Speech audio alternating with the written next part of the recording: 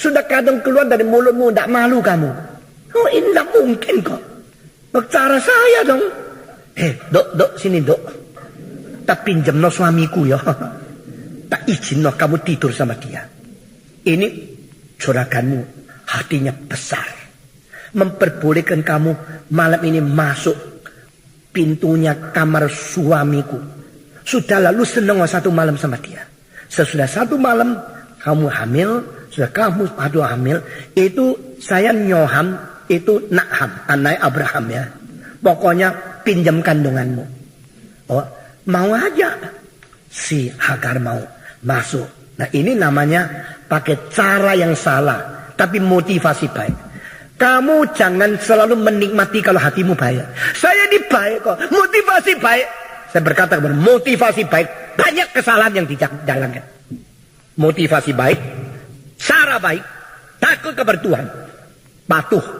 Dan taat waktunya Tuhan. Jadi orang Kristen dah gampang. Maunya langsung kasih 10.000. Tuhan kasih 100 juta. Itu namanya perpuluhan. Saya kasih 10 juta. Tuhan kasih 100 juta. Itu namanya perpuluhan. Ajaran-ajaran karismatik yang begitu rusak. Bisa bikin gereja banyak. Saya berkata. Gereja kalau ajarannya salah. Pendengar makin banyak. Makin malu gereja itu. Amin. Nah amin. Tidak usah jadi anggota gereja reform. Kalau gereja ajarannya salah, tapi anggotanya makin banyak, makin banyak, gereja itu malu. Karena apa?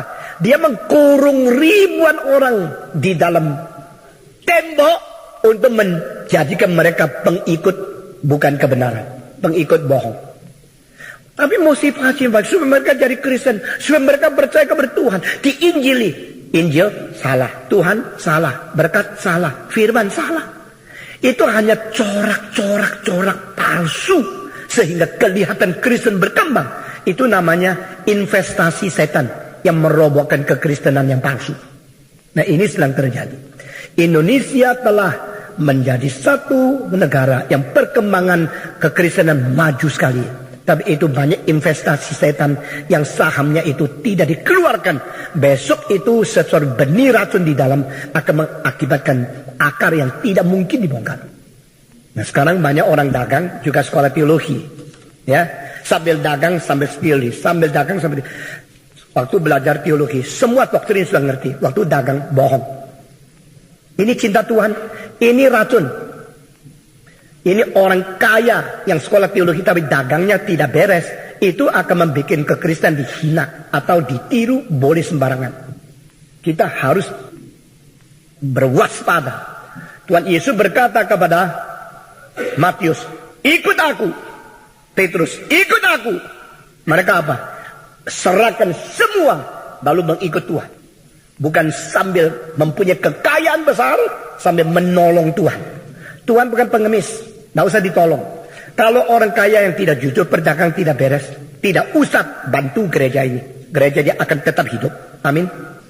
Tapi kalau engkau kira engkau menolong gereja, membantu gereja dengan cara tipu, cara tidak jujur, maka engkau akan mencampuri pekerjaan Tuhan dengan racun-racun yang membahayakan kerajaan Tuhan.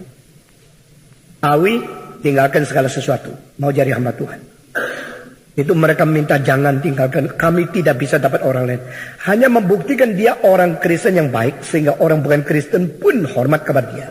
Tetapi pada waktu dia mau kepada Tuhan, harus serahkan seluruhnya untuk menjadi hamba Tuhan yang bisa dipakai.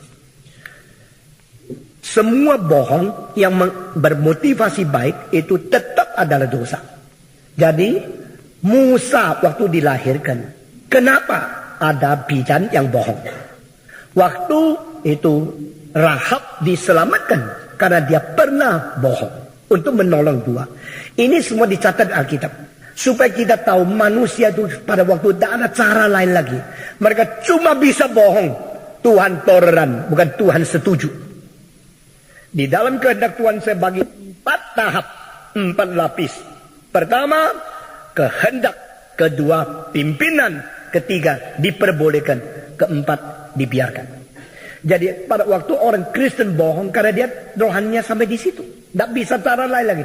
Tuhan memperbolehkan sementara. Tetapi setelah itu jangan lupa Jangan membenarkan pembohongan sebagai cara yang baik. Jangan menganggap engkau sukses karena bohong. Karena Tuhan memperbolehkan, mengizinkan sementara untuk besok untuk dihajar kembali. Sehingga bohong itu kalau sudah dikerjakan demi motivasi yang baik, itu memang lebih tidak jahat daripada yang mereka bohong melakukan kejahatan. Tetapi itu tetap salah. Rahab bohong, salah, salah. Itu bidan bohong, salah, salah. Cuma Tuhan mengizinkan, sesudah diizinkan, mesti engkau minta Tuhan ampuni saya. Karena saya lemah iman. Saya pakai cara bohong. Karena saya tidak kuat, tidak bisa tunggu. Sehingga saya ada kesalahan. Kalau tidak demikian, kita akan memperbolehkan bohong itu menjadi sesuatu yang disahkan.